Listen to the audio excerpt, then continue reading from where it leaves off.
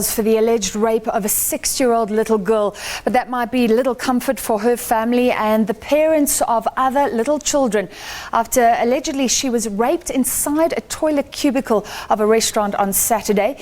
The man allegedly snatched her from the female bathroom at a Dros, blocked her mouth, took her to the male toilets and raped her. The Dros restaurant franchise has confirmed only that an incident involving a minor took place at the Dros in Silverton in Pretoria. We reached out to the franchise, but it's sticking to its written statement, saying it cannot comment much further since the matter is under investigation. Well, to discuss, we're joined by Dr. Shaeeda Omar, who is the Teddy Bear Foundation Director. Doctor, thank you for being with us. You've seen so much, heard so much, but does this still make you want to despair? Well, I think it's just abysmal, it's dismal, it's shocking, it's just unacceptable. After so much awareness raising, public campaigns, the hashtag #MiniMeToo, and reaching out to children, reaching out to caregivers, to parents, it's just not acceptable that children continue to suffer from the scourge of sexual violence. Is this Dros statement rubbish? Since when did a rapist get off because the venue in which something took place spoke out and showed some compassion? No, this is utter nonsense. It's rubbish. And I think we cannot sit back and allow this to continue. And people have to be held accountable. People have to be brought to book, and actions have consequences. Law enforcement agencies need to come to the call here. They need to take more swift and rapid action, and even the criminal justice system needs to be consistent and swift in their responses. Let's just run through this. So what we know is that a 20-year-old man, according to an eyewitness, was watching children, having a glass of water, stalking his prey. Where does the responsibility of the restaurant start and end, firstly?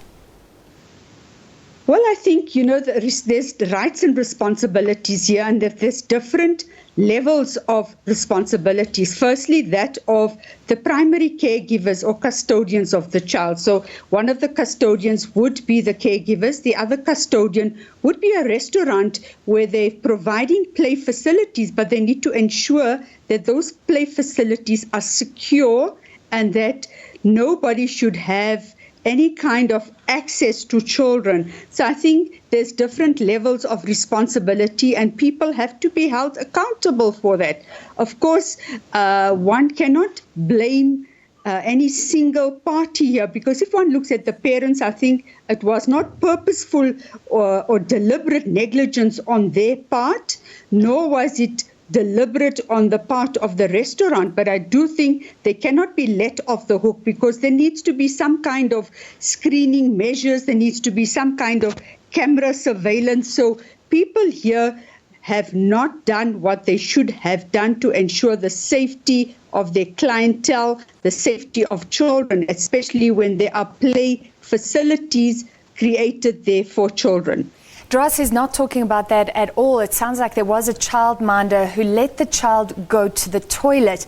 However, what does that say to parents? Do you have to watch your children 24/7? That is the South African situation. Unfortunately, that is the reality, the grim reality in South Africa. One cannot let one's child out of sight even for a few seconds.